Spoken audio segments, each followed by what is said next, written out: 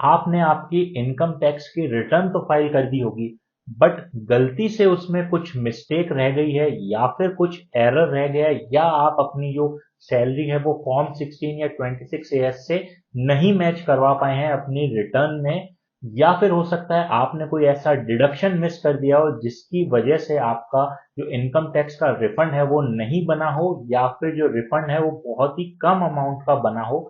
तब आप लोग ये सोच सकते हैं कि अब क्या ऑप्शन है। तो इसके लिए इनकम टैक्स डिपार्टमेंट आपको एक ऑप्शन देता है रिवाइज रिटर्न फाइल करने का। और ये रिवाइज रिटर्न है, इसकी टाइमलाइन आपकी रहने वाली है 31 दिसंबर 2023। मतलब कि इसी ईयर के एंड से पहले पहले आपको अपनी रिटर्न जो है वो रिवाइज कर देनी है।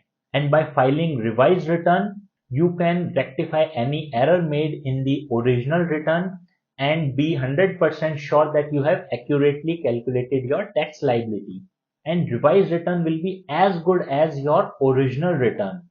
अब रिवाइज रिटर्न फाइल करने के लिए आपको करना क्या है, आपको सबसे पहले अपने इनकम टैक्स पोर्टल में लॉगिन करना है। इनकम टैक्स पोर्टल में लॉगिन करने के बाद में आपको ई फाइलिंग मेन्यू में क्लिक करना है और आपको इनकम टैक्स रिटर्न पे क्लिक करना है। इनकम टैक्स रिटर्न पे क्लिक करने के बाद में आपको असेसमेंट ईयर करेक्टली सेलेक्ट करना है, जो कि होने वाला है आपके लिए 2023 से 2024।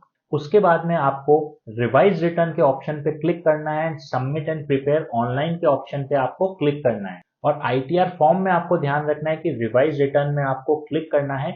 साथ ही साथ कुछ इंपॉर्टेंट चीजें हैं जो आपने ओरिजिनल आपके रिटर्न फाइल की होगी उसके 15 digit acknowledgement number and date आपको इनकम टैक्स पोर्टल में डालनी पड़ेगी रिवाइज रिटर्न को फाइल करने के लिए। ये बहुत ही इंपॉर्टेंट चीज है और आप अपनी जो रिटर्न है वो इजीली रिवाइज कर सकते हैं, इसमें कोई भी इश्यू नहीं है। क्योंकि कुछ हो सकता है काफी लोगों के कुछ एरर हो जाता है, रह जाता है, उस वजह से आप अपने इनकम टैक्स की रिटर्न रिवाइज कर सकते हैं। अगर आपको कुछ भी एरर या रेक्टिफिकेशन करवाना है तो it's better to file your revise return then to receive a notice from income tax department. उसके अलावा काफी लोगों को नोटिस इशू हो रहे हैं किसी ना किसी रीजंस की वजह से, और अगर आपको ये रीजन नहीं पता चल रहा है या आपको नोटिस नहीं समझ में आ रहा है क्यों रिसीव हुआ है, तो आप टैक्स वाला की हेल्प जरूर ले सकते हैं आपके नोटिस के रिप्लाई के लिए। And thank you for watching the video.